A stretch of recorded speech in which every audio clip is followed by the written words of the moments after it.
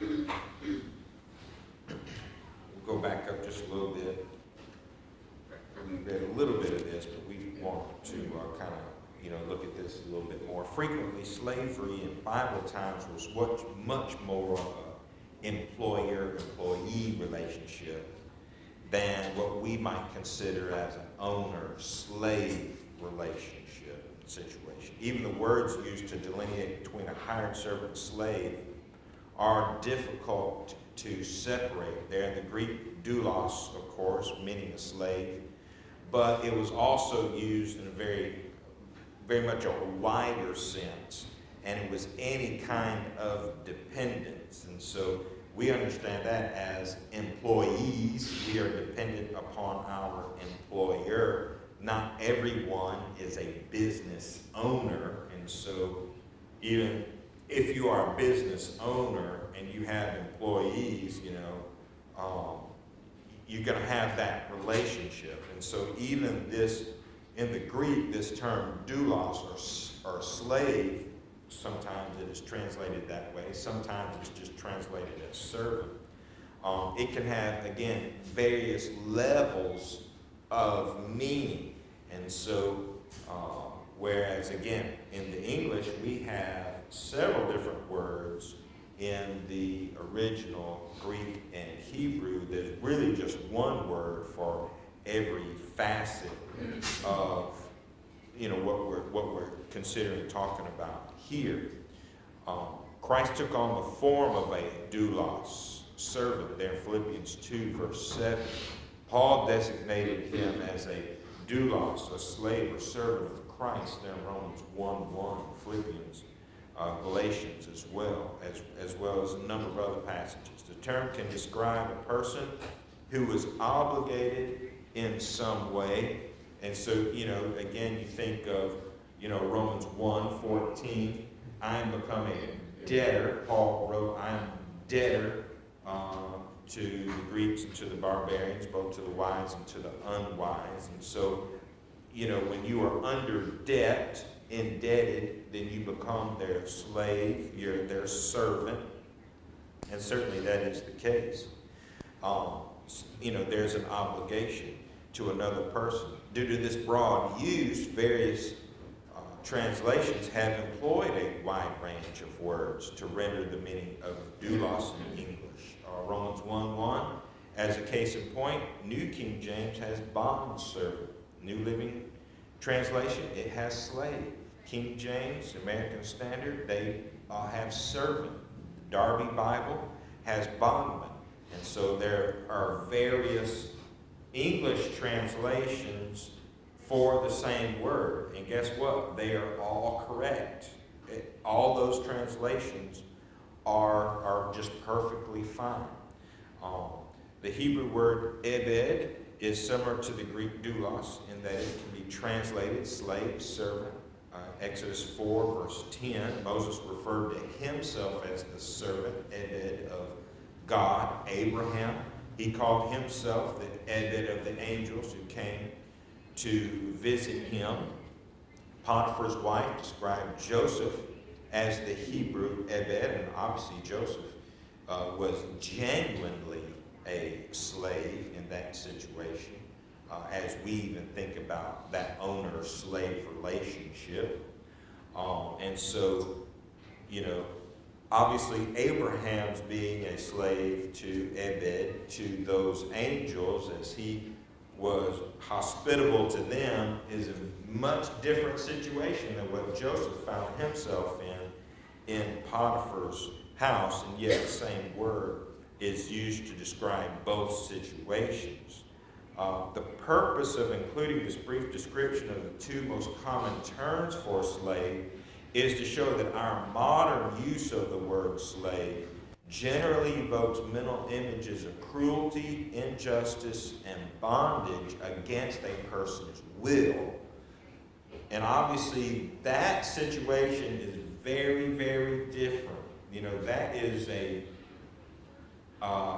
very narrow, it's kind of a single-use type situation of that particular word, whereas in the ancient days, it's a much more broad the spectrum, because again, as we looked at last week or week before last, I believe, they might even look at, our employee-employer situation and say the same, this is the same situation, or they would use the same word as we might in that slave type situation. So you have to look at, again, the context is going to tell you, okay, is this something that God accepts and actually might be pleased with, or is this a situation that God, same word, but a situation that God would not be pleased with? And so, of course, the context is going to determine, which one of those situations is acceptable to him and which one is not. While such ideas could be included in the biblical usage, that improper idea of slavery, they do not necessarily fit every time the words are used. Instead, the picture that we often see when the biblical words for slave are employed is a mutually beneficial arrangement, similar to that employee-employer relationship. Job then describes this relationship very, very well. Job chapter 31, verses 13 through 15. Job 31, 13 through 15. Job there says, "If I have despised the cause of my manservant, Ebed, or of my maidservant," the female version of Ebed there, "when they complained against me, what then shall I do when God rises up? When he punishes, what shall I answer him? Did not he who made me in the womb make them? Did not the same one fashion us in the womb?" So that is obviously Job if Job was living today, we would call him a business owner. That's what we would call him. And so he's operating actually quite a large business. He has a lot of property. He has, basically he has a textile business. He has a meat business. All those kind of things, right? So he's in business. Well, he can't do all those things all by himself, can he? So what does he have to do? What do business owners with large business, what do they have to do? They have to hire people to help them with the work. Okay? That's the situation that Job was in. How did Job view his employees? How did he view them? This previous verse told us that he figured out that God made them in the womb as God made him. Okay, that's exactly right. So Job says, look, my manservant, my maidservant, they were both formed in the womb just like I was formed in the womb. So Job is he's telling his friends, right, around the fire there. He's telling his friends and us now, as we're reading it, okay, God made my servants, my employees, let's call them employees because that's what they were, that's the relationship. He made them, he made me. In that situation, then we are equal. We're equal. So Job looked at these other human beings, even though they are helping him as the business owner, he looks at them as the same. He looks at them as human. And now that's the difference, isn't it? That's the difference. If you look at another person and you look down on them, like, you can step on them or whatever, let me ask you this question. Is there a situation, could there be a situation where an employer acts more like an owner of people than a business owner? Is that a possibility? Are there some people out there that are business owners, or not even business owners, maybe they're the manager, right? And listen, we know people that you go to work and it's like, if you had 103-degree fever, no, you still have to work. Is that right? You were legitimately ill and you can't go home from work, or not work that day? Is that what business owners or managers or people like that, do they have the ability to make that kind of a decision? No, you're going to go to work anyway? They're not looking at things correctly, are they? That is a horrible situation. And let me tell you very, very quickly, God does not approve of that situation. It doesn't matter if it's an employer-employee relationship or a slave owning slave relationship, because it's not the terms that you use in that relationship, it's how you operate in that relationship. That's the big deal. And so words and terms doesn't matter. How does one person look at another human being? How did Job look at other human beings? How did he look at them?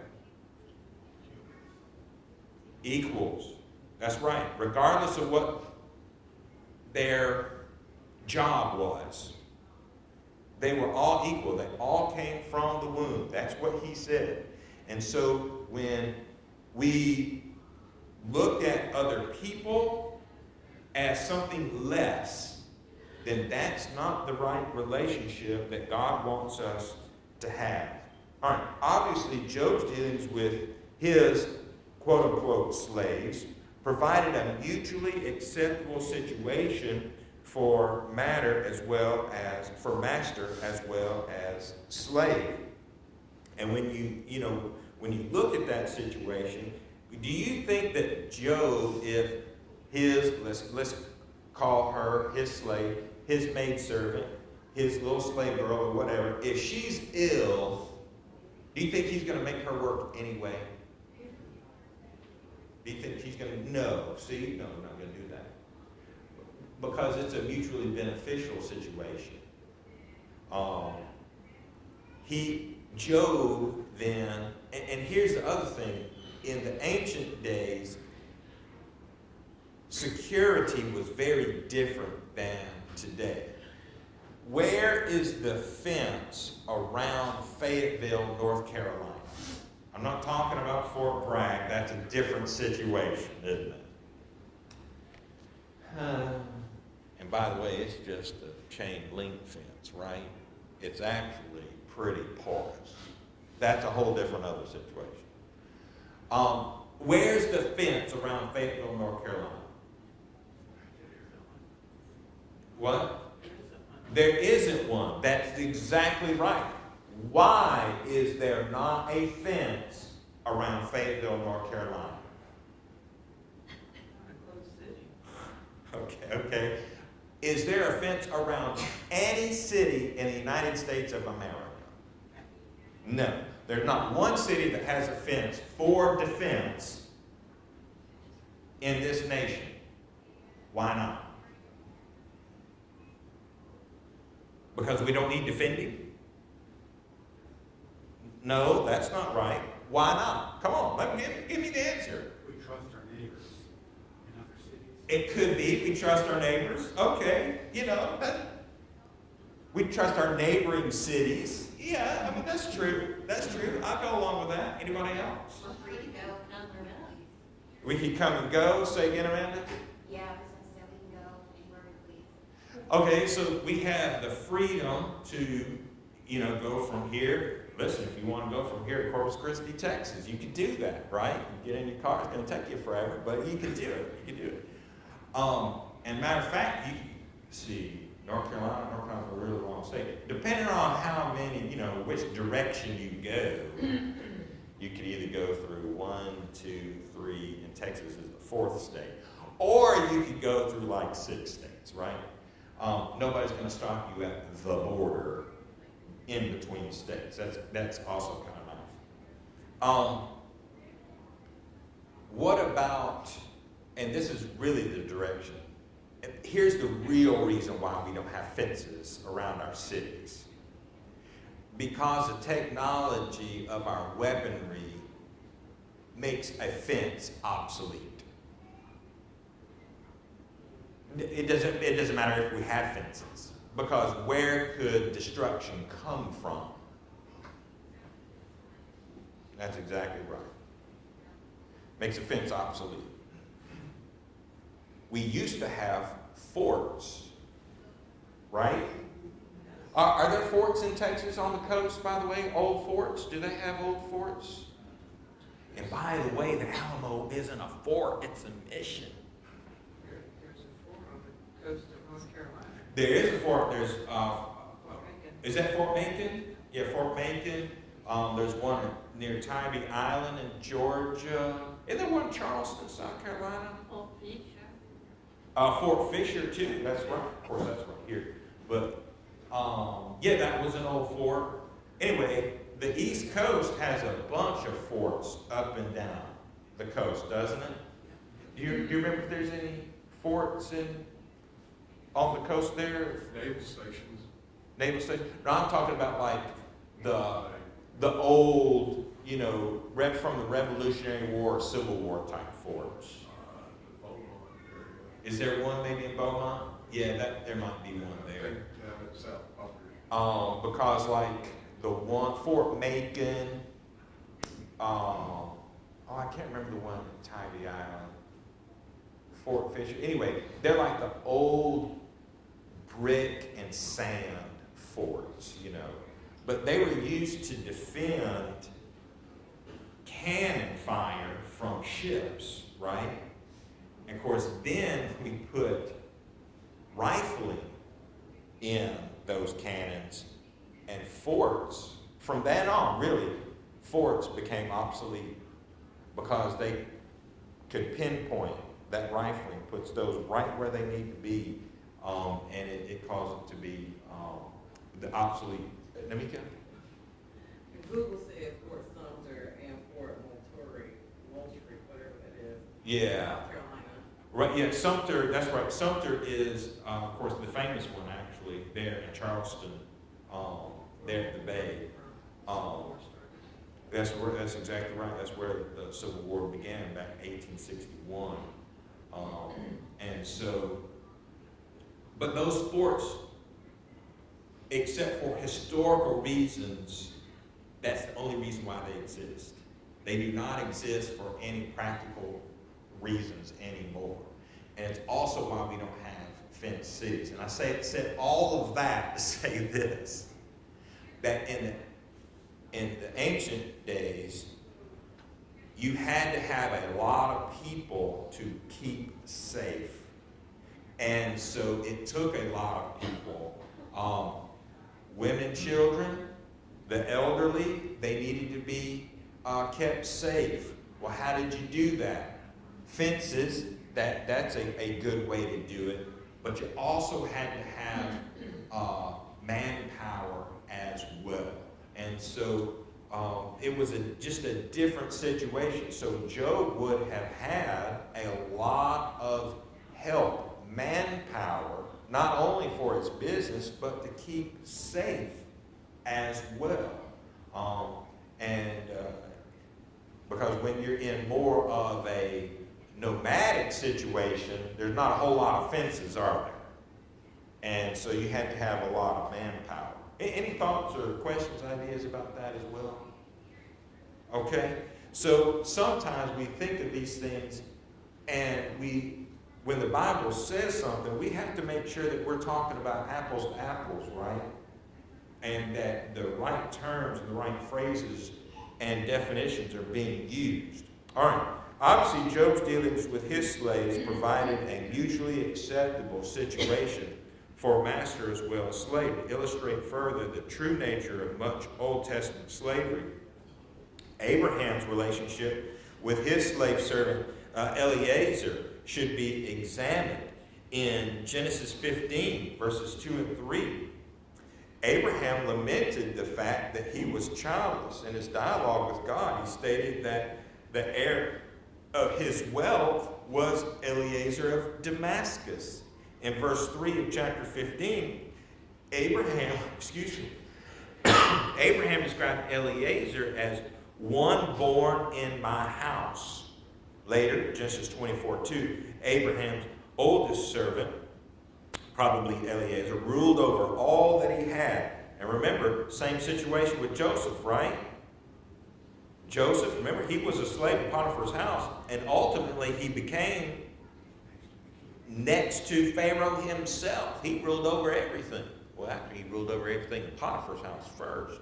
Then he ruled over everything in Egypt, except Pharaoh. So this is a prominent idea that you would have individuals who are, in a sense, considered, we're going to put air quotes, slaves, but yet because of their life's work, they kind of go up the ranks and they fill in situations because they have garnered the trust of their master, and so now they have done well. Now, probably Eliezer ruled over all that he had. Add to this the fact that Abraham armed 318 trained servants, Ebed, to bring back Lot after he had been captured there in Genesis 14. Again, Abraham, a big landowner, business owner as well, just like Job. If the slave-owner relationship was anything less than mutually trusting, Abraham most likely would not have intentionally armed his slaves. No, that's not what you do to slaves. You make sure they do not have weapons.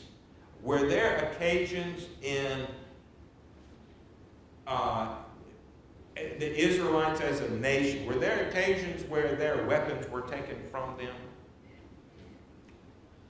Anybody? Were there occasions where the weapons of the children of Israel were taken away from them? They were, the most recent was during the Roman Empire.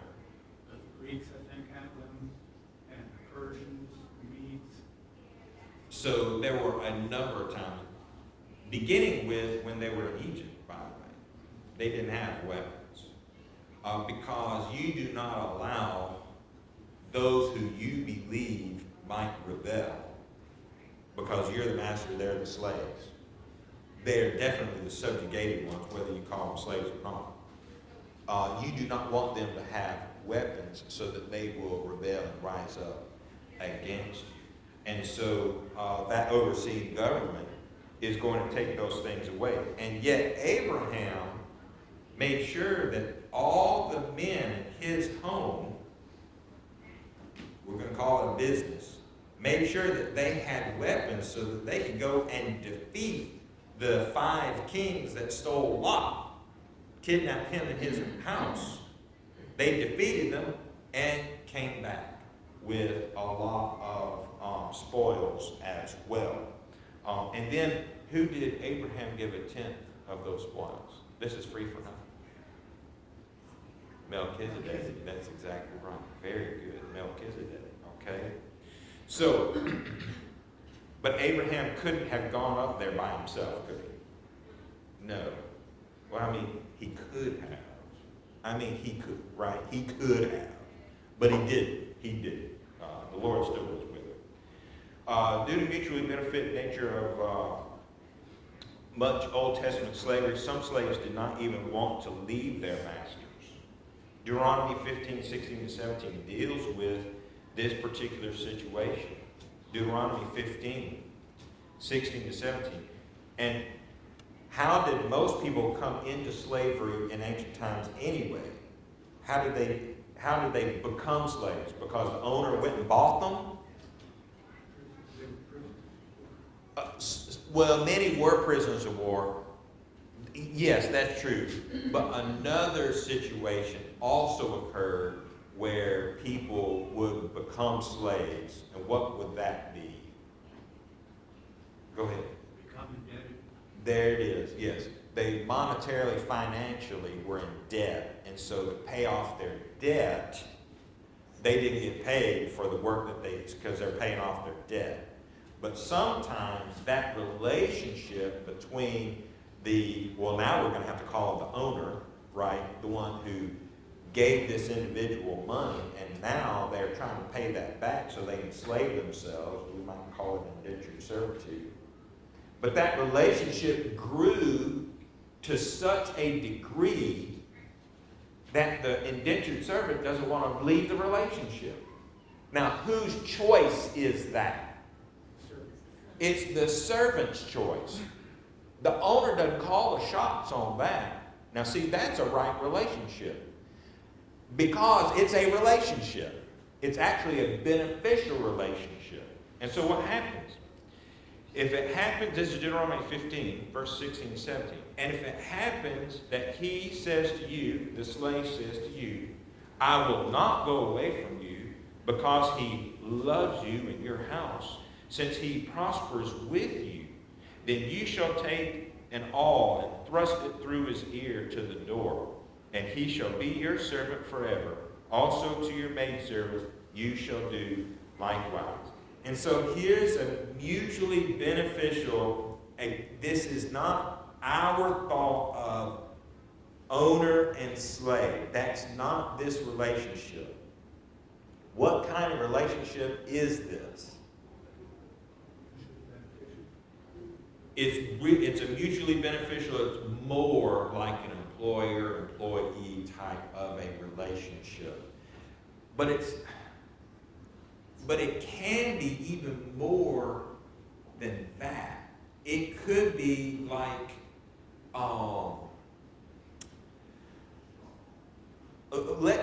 let's just say, now, unfortunately, I'm not gifted with the ability for finances, but Phil is. So let's say Phil, I'm putting Phil on the spot here. Phil is now our owner, okay? It feels like, Byron, don't throw me into this. Phil sets up a business, and now every member of the church here is an employee of Phil, okay? What kind of relationship do you think that is? Is that a good one or a bad one? It's a good one, isn't it? See, that's the thing. We're all Christians. Really, we're going to see things as they should be, like Job saw them, is that we all have a role in this relationship. And so, we're stronger together when everyone does, their work that they need to be doing, then everyone benefits. And so it's just that there needs to be somebody that's at the top, at the head. Somebody has to fill that role. And other people need to do other jobs.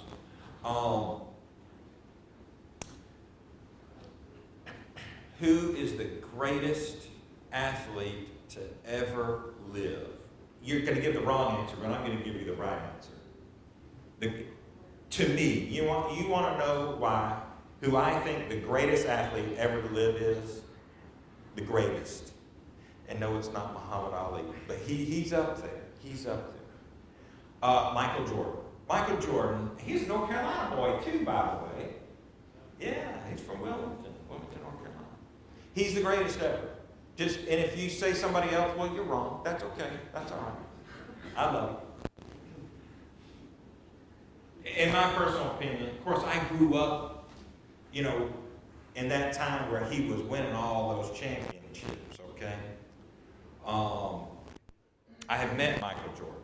I have actually met him. That's not why I think he's the greatest, but he is the greatest. But interestingly enough, I think he's the greatest athlete to ever live, not because of his own personal achievements, But do you know why I think he's the greatest? He's so generous, he helps a lot of groups. Well, he does that too. But I'm just talking about his athleticism. I'm just talking about on the basketball court. He played with the flu. He what? He played while having the flu. He played while he was sick. He didn't let his teammates down. And actually, here's why I think that he was the greatest. He was able to achieve that because he had Scottie Pippen on his team. That's why I think Michael Jordan's the greatest. Not because it was all in himself, but because he had a teammate that was selfless. And Scottie Pippen fed the ball to MJ like nobody's business. And he could do it.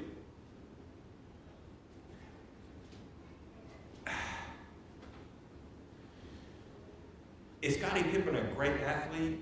Yes, he is. But if you didn't have those two people, one couldn't become the greatest. They'd both be, good. But you put them together, and one becomes great. That's how I see it, people. You could see it a different way, and that's fine.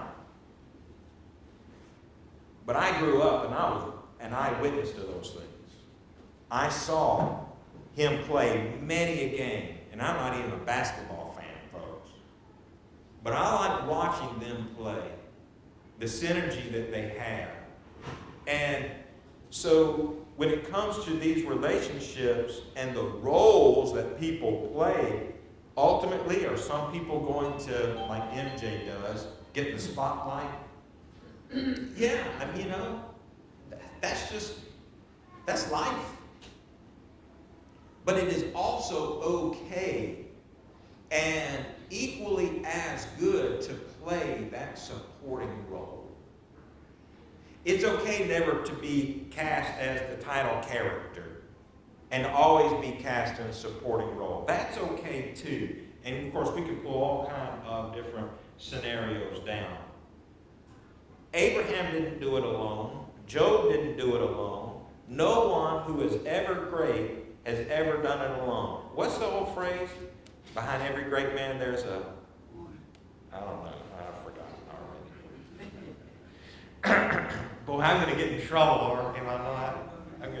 I'm digging now. Okay, behind every great man, there's an even greater one. I'm going to put it that way. Okay. Now your witnesses, you have to tell her the truth now. Okay, you got to tell her the truth. I dug myself out. Let's go on, please. Any thoughts or questions, ideas about that relationship and helping us as we go through life? Any thoughts or ideas about that? I mean, you can think of, David and Jonathan, right? What a great relationship that is. Yeah, all kind of great examples of those things. All right. Even during the New Testament times, slavery often provided a mutually beneficial relationship. Of course, remember, times definitely had changed from the Old Testament antiquity to now Roman antiquity. There are some differences, and we do have to understand that. But suppose a master did abuse his slaves.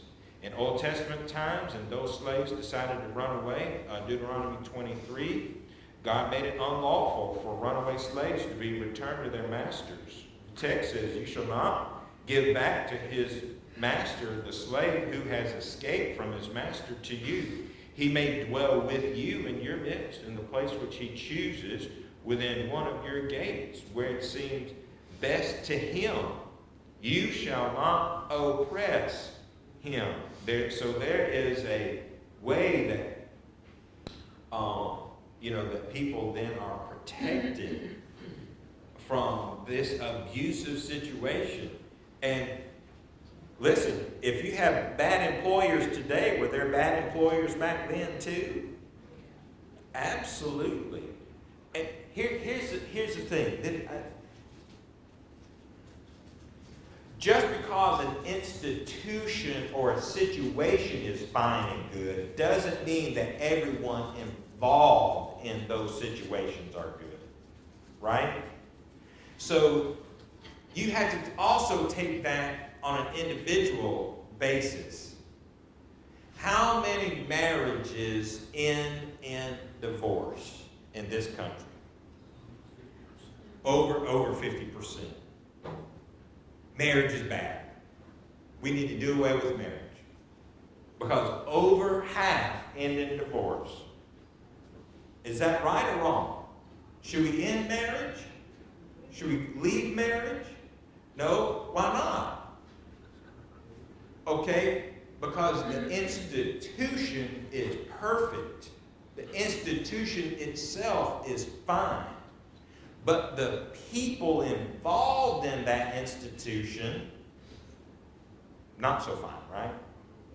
And so you have to take each situation independently. So, in the very, very same way then, there were some who were owners and some who were slaves that had a very good relationship, that had a good understanding.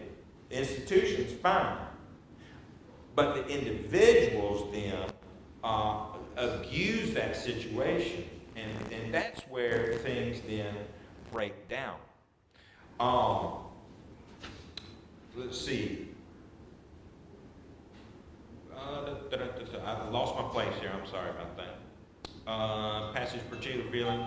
Well, there you go. Good thing I lost my place. I'll find it again. We'll come back, page 204. Okay.